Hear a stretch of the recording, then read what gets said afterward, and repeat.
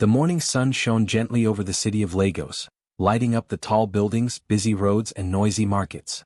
Cars honked, children hurried to school, and the smell of roasted corn filled the air. Inside a large white mansion on the quiet side of the city, a man sat by the window looking tired and thoughtful. His name was Femi Adeyemi, a rich businessman known for his hotels and big companies. He had everything money could buy, but his face looked worried. His house was grand, with shiny floors, chandeliers and tall gates, yet there was no peace inside. Upstairs, loud laughter and footsteps echoed through the hall. The sound belonged to his 6-year-old twins, Tola and Tund. They were full of energy and fun, but they were also full of trouble. The two were smart, playful and always up to something. Femi rubbed his forehead as his assistant, Kunal, walked in carrying a stack of papers. "Good morning, sir," Kunal said carefully. "The driver is waiting for you. You have a meeting in 30 minutes. Femi sighed. "Forget the meeting for now, Kunal. We have a bigger problem." Kunal smiled a little. "The twins again?" Femi nodded. "Yes. The new nanny left last night." Kunal blinked in surprise. "Already? She just started 3 days ago." "Yes," Femi said helplessly. "She left crying. She said she found her makeup box full of frogs and her shoes painted blue." Kunal tried not to laugh but failed. "Sir, they are just children." "Children?" Femi frowned. "They turned my office into a swimming pool last week. Do you remember that?" Kunal nodded, still smiling. "Yes, sir. The cleaning staff are still talking about it." Femi groaned. "I don't know what to do anymore. Every week I hire a new nanny and every week she runs away. I've tried young ones, old ones, even men, no one lasts." At that moment, a loud scream came from upstairs, followed by laughter. Femi and Kunal looked at each other and hurried up the stairs. When they reached the twins' room, they stopped at the door in shock. The new maid stood in the middle of the room, dripping wet, holding a bucket. The floor was covered in soap bubbles. Tola and Tund were laughing so hard they could hardly breathe. "What is going on here?" Femi shouted. The maid pointed at the twins. "Sir, they said they wanted to help me clean the floor, but they poured too much soap and water. Then they threw balloons at me." Tund grinned mischievously. "It was just a game, Daddy." Tola added quickly, "We were only helping." "Helping?" Femi asked, raising an eyebrow. "By turning your room into a swimming pool again?" The maid shook her head and said softly, "Sir, I can't do this anymore." She removed her apron and handed it to him. "I quit." Before Femi could speak, she ran out, muttering prayers under her breath. The twins looked at each other, trying to hide their laughter. Femi crossed his arms. "You think this is funny?" Tola and Tund looked down at the floor, pretending to be sorry. "Sorry, Daddy," they said together, though their smiles betrayed them. Femi sighed deeply. "Go to your room and clean this mess. I don't want to hear another sound." They nodded and ran off, whispering and giggling. When they were gone, Kunal chuckled quietly. "Sir, they remind me of you when you were young. Your mother said you were just as stubborn." Femi couldn't help but smile a little. "Maybe. But I never drove away this many nannies." Kunal said carefully, "Maybe they just miss their mother." Femi's face softened. His wife, Abiola, had passed away when the twins were just 2 years old. Since then he had raised them alone, but work often took his time. He wanted to give them the best life possible, but it seemed his money couldn't buy peace or good behavior. He looked around the house, the tall ceilings, shining marble floors and golden curtains. Everything was perfect except the one thing that mattered most: a happy, peaceful home. "Kunal," he said quietly, "I think you're right. Maybe they just need someone who can understand them, not just watch them." Kunal nodded. "I'll keep searching for a new nanny, sir. Maybe this time we'll find the right one." "I hope so," Femi said softly. Later that evening, after dinner, Femi sat on the couch with his laptop, trying to finish some work. But his mind kept drifting to the twins. He could hear them upstairs, running and laughing again. "Daddy!" Tola shouted from the stairs. "Can we watch a movie?" "It's bedtime," he said without looking up. "But Daddy," Tund added, "it's Friday night." He looked up and saw their little faces peeking down the staircase, their big brown eyes full of excitement. He sighed and closed his laptop. "Fine," he said. "One movie. Then straight to bed." The twins cheered and ran down the stairs, jumping onto the sofa beside him. As the movie played, they leaned against him, laughing and talking the whole time. Femi couldn't help but smile. Beneath all their trouble and mischief, they were just children, full of energy, love, and a longing for attention. When the movie ended, both of them had fallen asleep on his shoulders. He looked at them quietly and whispered, "Maybe I haven't been around enough. Maybe that's why they act out." He carried them upstairs one by one and tucked them into bed. He stood there for a while watching them sleep peacefully. In that quiet moment he realized something. His children didn't just need discipline, they needed care. They needed someone who could love them like a mother, someone patient and kind. As he turned off the lights, he said softly to himself, "Whoever can handle these two, that person will be a miracle."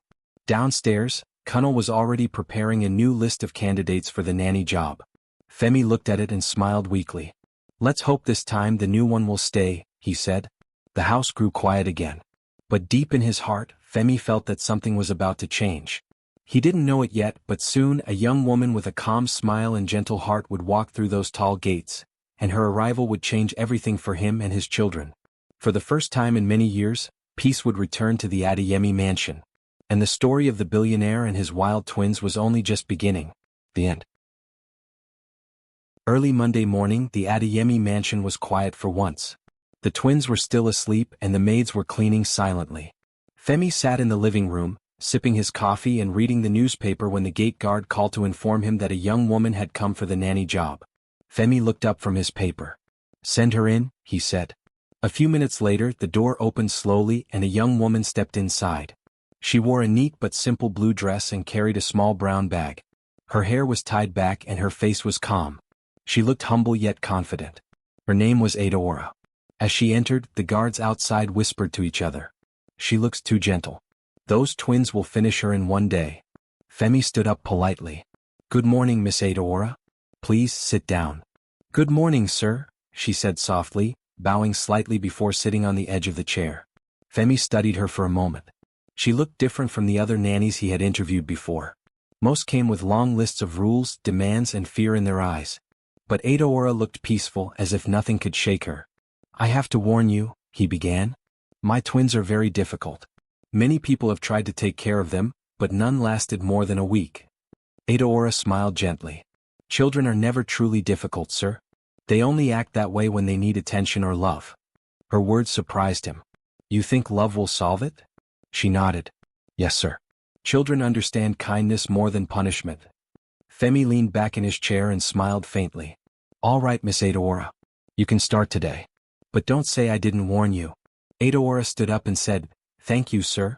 I will do my best." A few minutes later, she followed the housekeeper upstairs to meet the twins. Tola and Tund were sitting on the floor of their room, building a tower with toy blocks. When they saw her, they frowned. "Another nanny?" Tola said, folding her arms.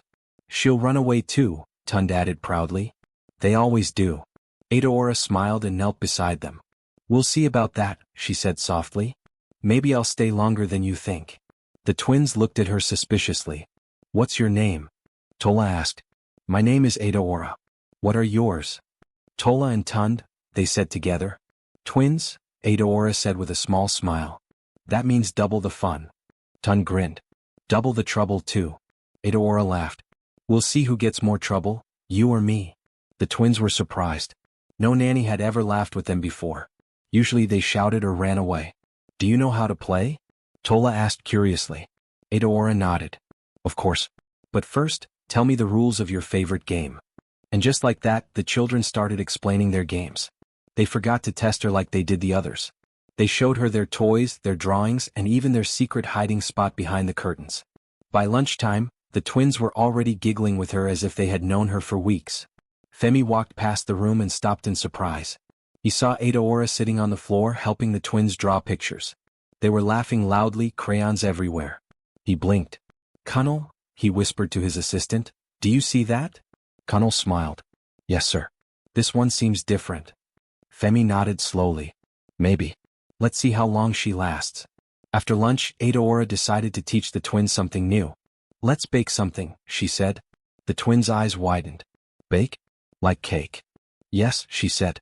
"But you must follow my instructions." In the kitchen, the maids watched in shock as the twins stood on stools beside Adaora, mixing flour and sugar. Usually, the kitchen was the last place anyone allowed them near. When Tund tried to pour too much milk, Adaora gently held his hand. "Easy," she said kindly. "Let's count together. 1, 2, 3. That's enough." He obeyed quietly. When Tola spilled some flour, Adaora smiled. That's okay. Cooking is about learning. The twins giggled and continued helping. Soon, the sweet smell of cake filled the kitchen. When the cake was ready, Adaora placed it on the table and cut small pieces for each of them. Now taste it, she said. Tola took a bite and smiled. It's yummy. Tund nodded with his mouth full. Best cake ever. Adaora laughed softly. Because you made it with love. At that moment, Femi walked in, drawn by the smell. What's going on here? He asked, pretending to sound strict. The twins ran to him. Daddy? We made cake. He raised an eyebrow. You made cake. With Miss Adaora, Tola said proudly. She's not like the others. Femi looked at Adaora. I see, he said. You've achieved what no one else could, keeping them busy without breaking something. Adaora smiled politely. They just needed someone to trust, sir. For the first time in months, Femi laughed, a real relaxed laugh. That evening, Adaora helped the twins with their bedtime routine. She read them a story about a wise king who taught his children kindness. Her voice was calm and gentle. As she read, the twins' eyelids grew heavy. When she finished, she whispered, Good night, my little stars. Good night, Miss Adaora, they murmured sleepily. She turned off the light and stepped out quietly, closing the door behind her. Downstairs, Femi was sitting in the living room again. He looked up as she entered. How did it go? They're asleep, she said with a soft smile. Femi looked surprised. Asleep? Already? Yes, sir. A bedtime story works better than shouting, she said kindly. He chuckled. You may be right. For a moment they sat in silence. Femi looked at her curiously. Why did you choose this job, Miss Adaora?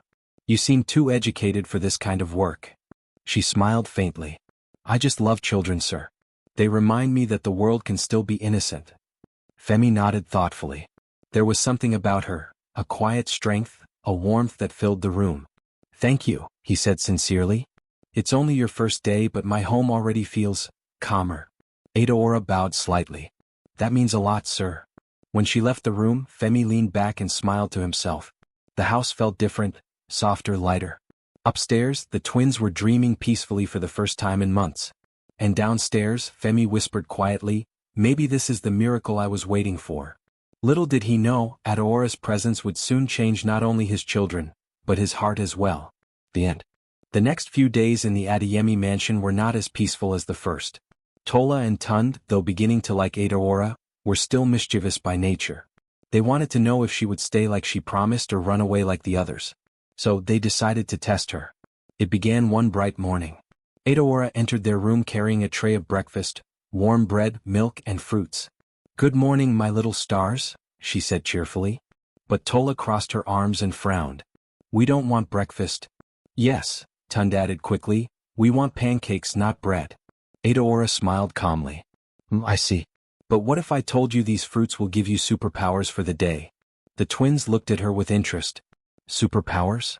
Yes, she said, lowering her voice playfully. Only brave children eat healthy food. Do you want to be strong or weak?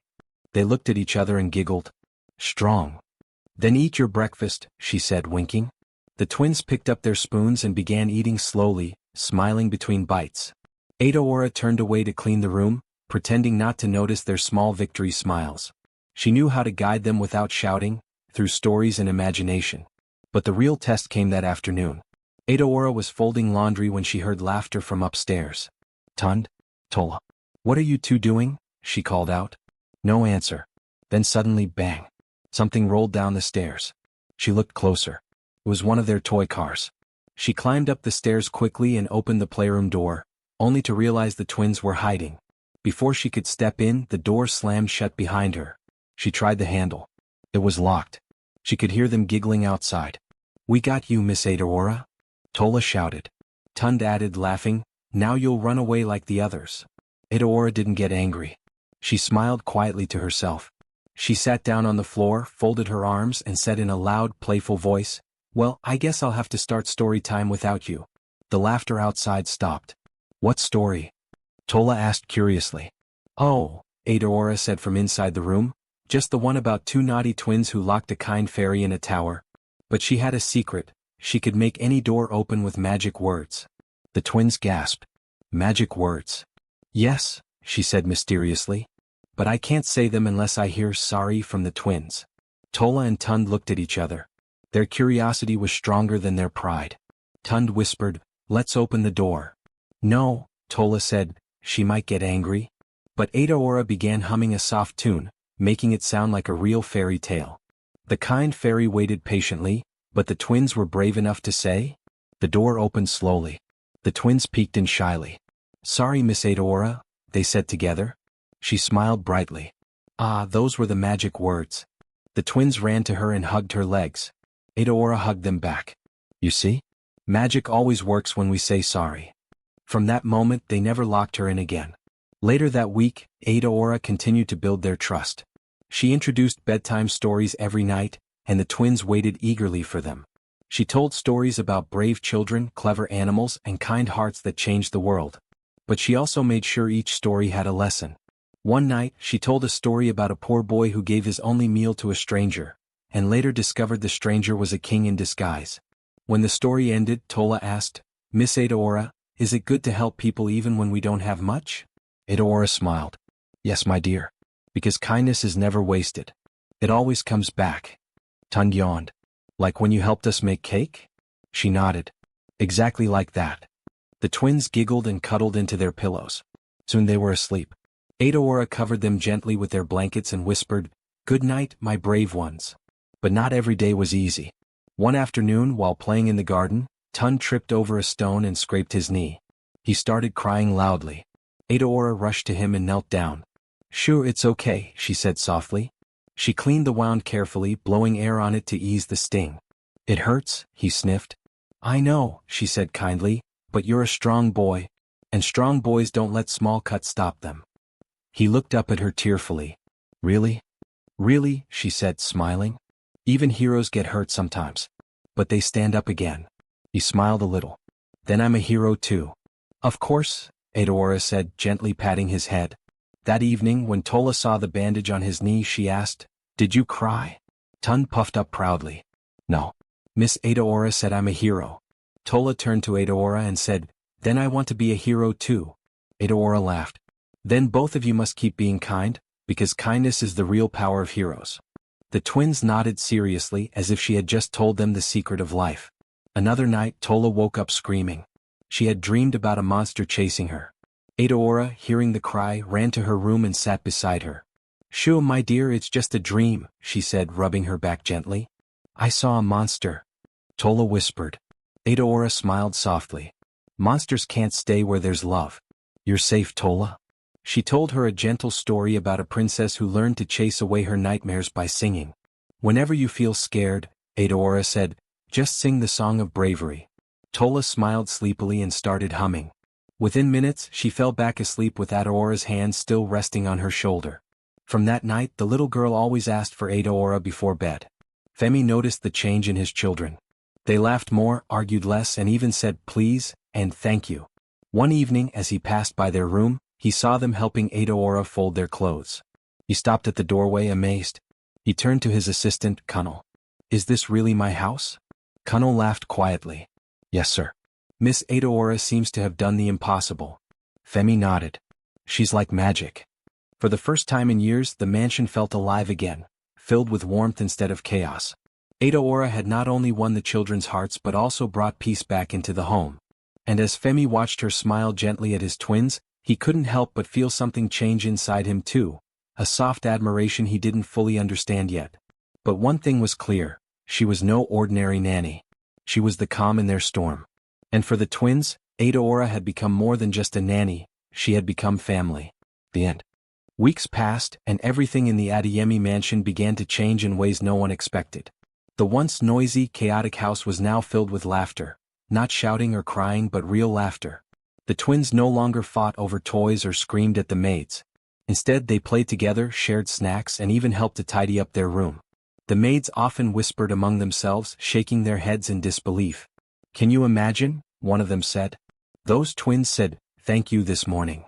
Another laughed softly. "And yesterday they said please." Miss Adaora must have used some kind of magic. But Adaora knew it wasn't magic. It was patience, kindness, and love, the three things every child needed most. Every day she followed a simple routine. After breakfast, the twins had learning time. She taught them how to read short stories, draw pictures and count using colorful stones. Then they had playtime in the garden, where they chased butterflies and watered the flowers. The twins adored her. "Miss Adora," Tund said one morning, holding up a paper crown he had made, "you're the queen of nannies." Adora laughed softly. "Thank you, my little king. And where's your sister's crown?" Tola pouted. "He made only one." Adora took another piece of paper and said, "Then let's make another together." They spent the next few minutes cutting and coloring until Tola had a crown too. When they placed the crowns on their heads, Adora bowed playfully and said, "Now we are a royal family." The twins giggled loudly. The maids watching from the doorway couldn't help but smile. That same afternoon, Femi returned home early from work. It was unusual. He was a busy businessman who rarely had time to come home before dark. But something inside him had been telling him to leave the office early that day. When he entered the mansion, the sound of laughter reached him before anything else. He paused in the hallway listening. It was the twins, but their laughter was soft and joyful, not wild and noisy as before. He followed the sound to the living room. There he stopped. On the floor sat Adora with the twins, surrounded by papers, crayons, and colored pencils. Tola was drawing a big house with flowers around it. Tund was coloring a picture of a smiling sun. Adora sat between them, helping them mix colors and showing them how to draw neatly. The room looked warm, full of light and love.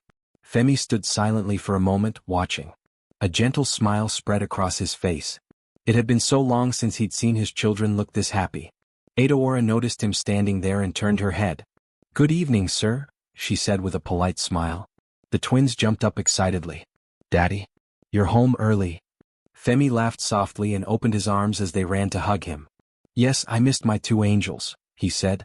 "Look, Daddy," Tola said proudly, holding up her picture. "Miss Adora taught us how to draw flowers. And I made a sun with a smiling face." Tund added. Femi knelt down to look at their work. "These are beautiful," he said. "I'm very proud of you both." Then he looked at Adora. His eyes softened. "You've done what no one else could do," he said quietly. Adora shook her head humbly. "Sir, I only gave them what they needed, love and time." Her words touched him deeply. He realized then how distant he had become, always buried in work, always too busy to notice how lonely his children had been. That night, as dinner time came, Adora brought the twins to the dining room. They were surprised to see their father already seated at the table. "Daddy, you're eating with us?" Tund asked, eyes wide. Femi smiled warmly. "Yes, my boy. From now on, I'll try to have dinner at home more often." The twins clapped their hands in delight. Adora served them gently, making sure each plate had just what they liked. She sat beside the children, quietly watching as Femi and the twins talked. "Daddy," Tola said with a mouthful of rice, "Miss Adora says we should eat vegetables to grow tall." "Oh really?" Femi teased. "Then I guess I should eat more too." They all laughed together. It was the first dinner in months where everyone smiled. The house staff watched from a distance, whispering. "It's like a miracle," one maid said softly. "The master is happy again." After dinner, Adora cleared the table while the twins ran to show their father their drawings again. Femi sat back, listening to their excited voices, his heart full of something he hadn't felt in a long time, peace. Later that night, after the twins had gone to bed, Femi walked to the kitchen where Adora was washing the dishes. "You don't have to do that," he said gently. "The maids can handle it." Adora smiled. "It's fine, sir. I don't mind. It helps me think." Femi hesitated, then said, "I just wanted to thank you. My children, they've changed so much. And so have I." Adora wiped her hands and turned to face him. "Sir, they only needed someone to listen. Children are like small gardens. If you water them with love, they'll grow strong and beautiful." Femi nodded thoughtfully. "You speak with wisdom, Miss Adora." She smiled shyly. "I've learned a lot from the children too. They remind me that patience and kindness are stronger than anger." He smiled. "You're right." They stood in silence for a moment, the sound of crickets outside filling the quiet. "Good night, sir," Adora said softly, breaking the silence. "Good night, Miss Adora," he replied. As she left, Femi stood there for a while, thinking about her words. She wasn't just a nanny, she was a light that had entered his home and brought warmth to everyone, including him. The next morning, the house was full of cheerful sounds again. Tund was chasing Tola around the living room, both laughing loudly. Adora stood nearby, making sure they didn't bump into anything. Femi came downstairs dressed for work. "Good morning, everyone," he said. The twins ran to hug him. "Good morning, Daddy." Adaora greeted him politely.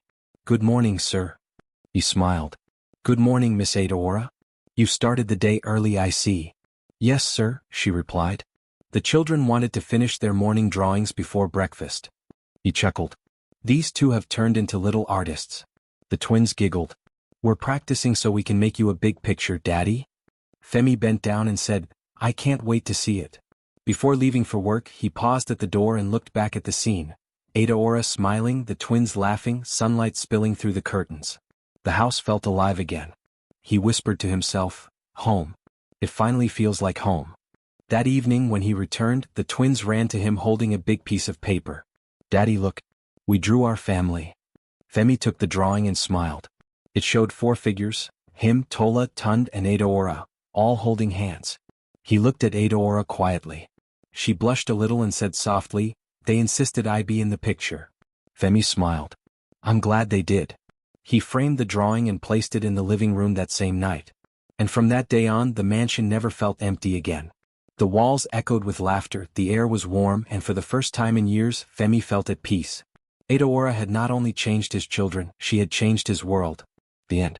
Months passed quietly in the Adeyemi mansion. The large house that once echoed with shouting and broken glass now sang with laughter and soft music. The twins, Tola and Tund, were no longer the wild little ones that made every nanny cry. They had changed and everyone knew why. It was because of Adaora. Adaora had come into their lives like a calm breeze after a storm. She didn't bring fancy clothes or strict rules. She brought patience, love, and a warm smile. Every morning, she woke up before everyone else, made sure the children's uniforms were ready, and prepared their favorite breakfast, plantain and eggs with a touch of pepper. The twins would run to the dining table shouting, "Auntie Ada, we're hungry," and she would laugh softly as she served them. She had learned their habits well. Tola loved drawing little hearts on her napkin before eating, while Tund couldn't eat until someone told him a joke. So, every morning Adaora would tell a small, funny story. The twins laughed so hard that even the guards smiled from outside. The house was alive again. Femi, the father, noticed everything. He would often stand by the doorway of the dining room, watching quietly as Adaora managed the twins with such care. She was patient even when they spilled juice or dropped their spoons. He admired her calmness. It was something money could never buy. One afternoon, Adaora took the twins to the garden. The sun was warm and the flowers smelled sweet. Tund was chasing butterflies while Tola tried to make a crown with flowers. Adaora sat under a mango tree watching them and smiling. Femi returned from work early that day and saw them from the balcony. The sight made him stop for a moment. His heart felt soft, a feeling he had not known for a long time. He remembered how lonely the house used to be after his wife passed away. The silence used to make him work late hours just to avoid coming home. But now the house was full of life again. It was Adaora who brought that light back. That evening, after the twins went to bed, Femi walked into the kitchen where Adaora was cleaning. "Adaora," he said softly.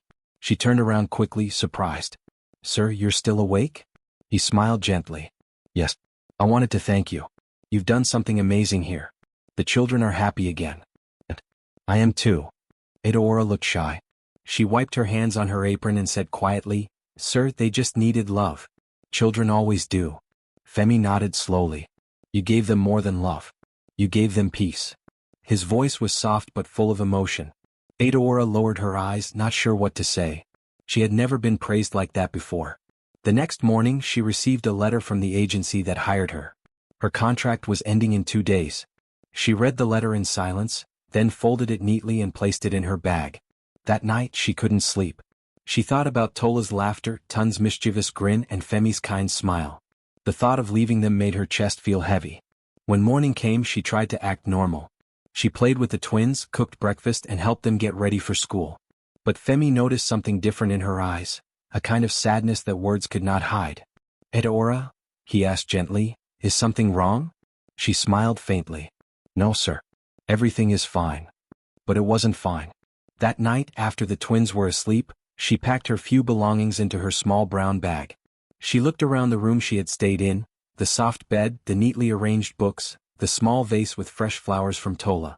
It had felt like home, but she reminded herself it wasn't hers. As she zipped her bag, she heard small footsteps behind her. She turned, and saw Tola standing at the door, eyes wide and full of tears. "Auntie Ada, where are you going?" Adaora froze. Before she could speak, Tund appeared beside his sister, holding his teddy bear. "You can't go," he said firmly. "You promised to read us stories forever." Adaora knelt down, tears forming in her eyes. "My darlings, my job is finished. But you'll always be in my heart." The twins began to cry loudly. Their small hands held tightly onto her arms. "Please don't go, Auntie Ada. We need you," Tola said, her voice breaking. The noise brought Femi running from his room. He stopped at the door and saw the scene, Adaora on her knees hugging the crying twins. His heart sank. He understood everything without needing words. He walked closer and said softly, "Adaora, is it true? You're leaving?" Adaora nodded slowly. "Yes, sir. My contract has ended." Femi looked at her for a long moment. Then, in a calm but serious tone, he said, "You came here as a nanny. But you became more than that. You became our peace." Adaora's eyes filled with tears. She tried to speak, but her voice broke. "Sir, I don't know what to say." Femi smiled warmly. "Then just say you'll stay. Not as a worker, but as part of this family." The twins cheered through their tears. "Yes, stay, Auntie Ada. Please stay." Adaora's heart melted completely. She had spent her whole life moving from one job to another, never truly belonging anywhere. But here, in this house full of laughter and love, she had found something she never thought she would, a home. She looked at the twins, then at Femi, and nodded slowly, smiling through her tears. "I'll stay," she said softly. The twins screamed with joy and hugged her tightly. Femi's eyes glistened with quiet happiness. For the first time in years, he felt complete. From that day on, things only got better. Every morning, the twins woke up early to surprise Adaora with drawings they made for her. They even helped her set the table. At night, the four of them, Femi, Adaora, Tola, and Tund, sat together for dinner, laughing and sharing stories. The house no longer felt cold. It was filled with warmth, the smell of home-cooked food, and the sound of happy voices. Neighbors began to notice the change. "Mr. Adeyemi is always smiling now," they whispered. "And his children are so well behaved." Whenever Femi went out with his twins, people admired how happy they looked. But the twins always said proudly, "It's because of our Auntie Ada." Adaora herself couldn't believe how much her life had changed. She had come to Lagos searching for work but found love, respect, and a family she never expected. She often stood by the garden in the evenings watching the twins play, feeling thankful. One day Tun came running to her and said, "Auntie Ada, when I grow up, I'll buy you a big house." She laughed and hugged him. "I already have one," she said softly. "Right here." And she meant it. Because the real home is not made of walls or gold. It's made of love, kindness, and the people who make your heart feel full. From that day, the Adeyemi house remained bright with laughter, love, and stories. The twins were happy. Femi found peace again. And Adaora finally found a place she could call home. The end.